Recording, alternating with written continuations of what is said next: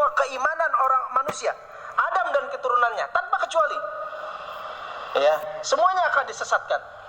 Semuanya akan diselewengkan, semuanya akan dihalangi. Jangan sampai mereka menjadi penghuni surga. Karena iblis tahu Adam alaihissalam orang yang dimuliakan dan dimasukkan ke dalam surga, tempat kemuliaan dan kebahagiaan serta kenikmatan.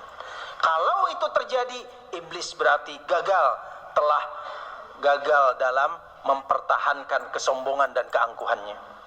Di dalam Al-Quran ada beberapa upaya, ada beberapa strategi, langkah yang dilakukan oleh iblis yang banyak di dalam Al-Quran diceritakan untuk memberikan warning kepada umat manusia jangan sampai mereka tertipu oleh langkah-langkah syaitan ini. Ya, misalnya di dalam surah Al-A'raf disebutkan oleh iblis tentang bagaimana dia mengepung kita umat manusia jangan sampai masuk ke dalam surga. Allah Subhanahu wa taala berfirman, "A'udzubillahi samil alim minasyaitonir rajim, tsumma la'atiyannahum min baini aydihim wa min khalfihim wa an aymanihim wa an syama'ilihim wa la tajidu aktsarahum syakirin." Wa la tajidu aktsarahum syakirin. Target terakhir yang akan dibuat oleh iblis dari strategi yang dibuatnya adalah wa la tajidu aktsarahum syakirin. Engkau ya Allah tidak akan dapatkan mayoritas mereka, aktsarahum, terbanyak di antara mereka syakirin. Para ulama tafsir mengatakan syakirin muwahhidin, yang bertauhid. Ini puncaknya. Puncak dari tujuan iblis menghalangi manusia, ya. Syakirin muwahhidin. Dari depan, dari belakang, yang sudah sering kita tafsirkan di dalam tafsiran Ibnu Abbas radhiyallahu anhum. Dari depan, aku lupakan mereka tentang akhirat, ya. Aku lupakan tentang akhirat. Dari belakang digemarkan dengan dunia. Uraqibuhun an dunyahum, digemarkan mereka terhadap dunia. Dari kanan usyakkikuhum an dinihim. Usyakkikuhum di mana? Ini adalah mensamarkan usyabbihu lahum umur dinihim. Dari kanan dirayu dengan usyabbih. Diapain? Disamarkan. Ya, dibodoh-bodohkan tentang agama. Kalau dari kiri, usyahilahumul ma'asi.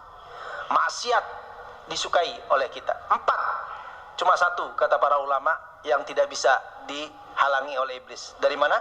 Dari atas. Makanya banyaklah berdoa pada Allah Subhanahu wa taala, banyaklah sujud pada Allah Subhanahu wa taala, maka dia akan selamat, tidak dapat kepungan syaitan. Di dalam ayat lain, di dalam surah Al-Isra, ini dalam surah Al-Isra, ada strategi lain yang dibuat oleh iblis. Apa itu? A'udzubillahi samil alim minasyaitonir rajim, wastabziz man istata'ta minhum bisautik. Wastabziz man istata'ta minhum bisautik. Silahkan kau hai iblis, istabziz, goncangkan siapa saja orang yang engkau sanggupi bisautik dengan suaramu. Beri kegoncangan pada mereka. Jiwa goncang. Kalau udah jiwa goncang bisa dikuasai oleh iblis. Makanya yang biasanya banyak dikuasai oleh iblis adalah yang jiwanya goncang. Bagaimana menggoncangkan jiwa manusia?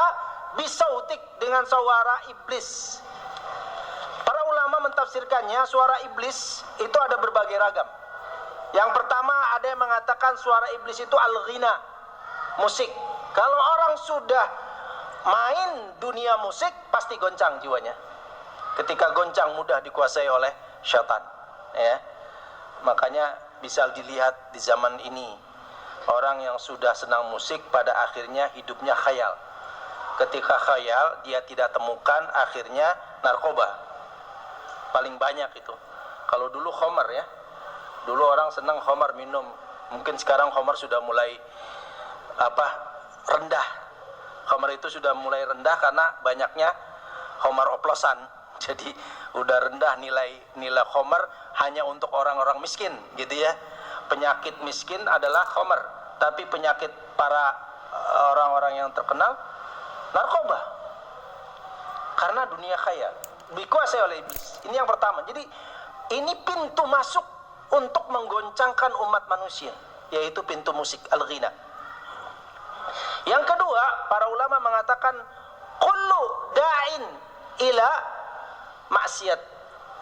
Setiap da'in yang menyeru kepada kemaksiatan, ideologi-ideologi modern yang dipropaganda oleh orang-orang dalam tanda petik bernama muslim, tetapi mempropagandakan kemaksiatan dan ideologi-ideologi kekafiran, itu pun bagian dari saut syaitan. Ya, jadi itu poin-poin yang harus kita sekarang sudah banyak ya, YouTube syaitani, itu bagian dari propaganda syaitan, masuk kemana saja polanya. Itu yang pertama. Yang kedua dilanjutkan oleh Allah Subhanahu wa taala, wa ajlib alaihim bi khailika wa rajilika. Perangi mereka bi khail wa rajilik. Kepung mereka, gerakan mereka dengan kuda-kudamu dan pasukan berjalan kaki. Baik pasukan berkuda maupun pasukan berjalan kaki dikerahkan. Dari mulai sihir sampai kepada pembantaian kaum muslimin di mana-mana yang dilakukan oleh orang-orang kufar.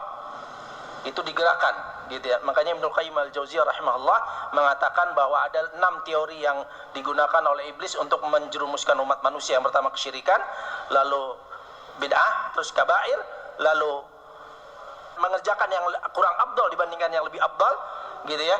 Yang kelima adalah sibuk dengan hal-hal yang tidak ada faedahnya dalam kehidupan, itu disibukkan oleh hal itu. Yang keenam adalah kalau semua ini tidak berhasil diraih oleh iblis, maka dia mengerahkan pasukan tentaranya dari kalangan orang-orang kafir maupun dari pasukan syaitan mereka. Ya, salah satu ada cerita oleh Syekh Utsman Al-Khamis hafizahullah dalam satu ceramah di YouTube, Anda bisa gali, di mana beliau mendapatkan cerita dari salah satu mantan dukun terbesar di Saudi, salah satu tukang sihir terbesar.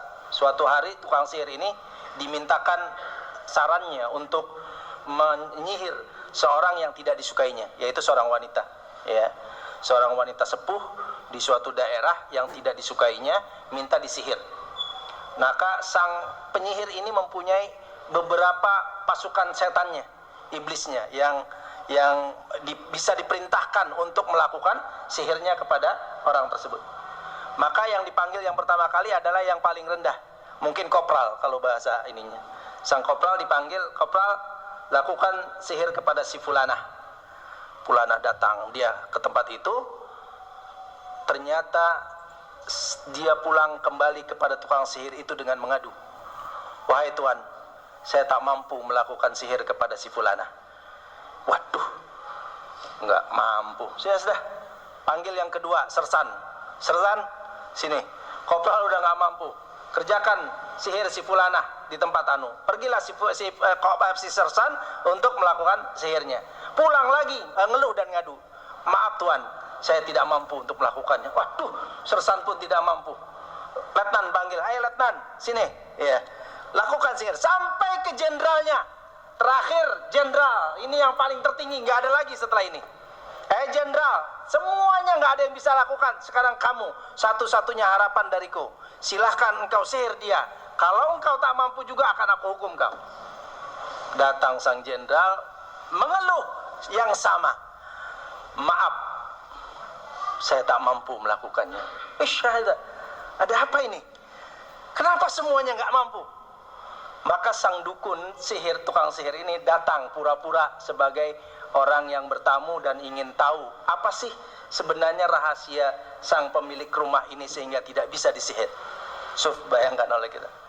Ternyata orang sepuh, udah tua ya, umur 90 tahunan.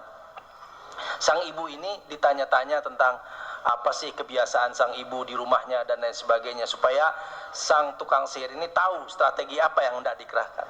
Ternyata setiap hari sang ibu ini tidak pernah lepas membaca suratul Baqarah di rumahnya.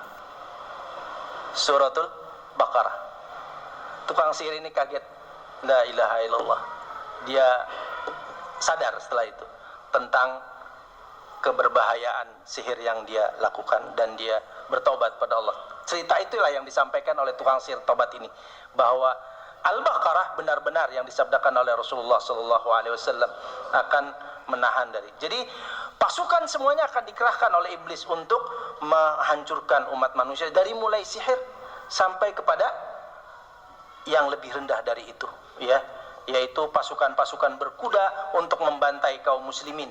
Siapapun yang tidak mengikuti budaya-budaya syaitani, ya, politik-politik syaitani, ekonomi syaitani, maka pada akhirnya akan berada pada posisi khatar, berbahaya, yaitu kepungan dari pasukan iblis dalam poin ini. Jadi ini yang digambarkan oleh Allah Subhanahu wa taala di dalam, dan yang terakhir di dalam Al-Isra, nanti kita akan lanjutkan pada pertemuan yang lain, wasyarikhum fil amwal wal aulad. Bersekutulah engkau hai iblis dengan mereka fil amwali wal aulad, pada harta-harta mereka dan anak-anak mereka. Bagaimana bersekutunya? Para ulama mengatakan yang disebut bersekutu pada amwal mereka salah satunya adalah riba. Jadi harta riba ini adalah merupakan harta persekutuan antara syaitan dengan manusia, yang dilakukan oleh kelompok-kelompok organisasi di balik layar, yaitu kelompok-kelompok Illuminati, ya, yang mempersembahkan dirinya kepada syaitan. Syaitan telah membuat satu strategi untuk membuat riba di mana-mana, untuk menyerap darah umat manusia sehingga menjadi budak-budak dari kaum Illuminati, penyembah syaitan di sana. Sehingga kita sudah menyerahkan uang-uang kita semuanya kepada pihak sana, pihak Illuminati itu, para penyembah-penyembah setan dan iblis melalui riba. Ini yang sudah mendarah daging di dunia internasional sehingga kita terjebak dalam ini. Ini yang pertama. Yang kedua ada lagi yang mentafsirkan adalah bahwa salah satu syarikhum fil amwal adalah kita menginfakkan harta kita atau mengambil harta kita dari yang haram dan menginfakkannya untuk yang haram. Ya, jadi mengambilnya dari yang haram, menginfakkan dari yang haram. Semua ini bagian dari syarikum, sekutu dari syaitan. Dan wal aulad, dan anak-anak mereka, ya, anak zina, perzinahan dan lain sebagainya, banyak sekali.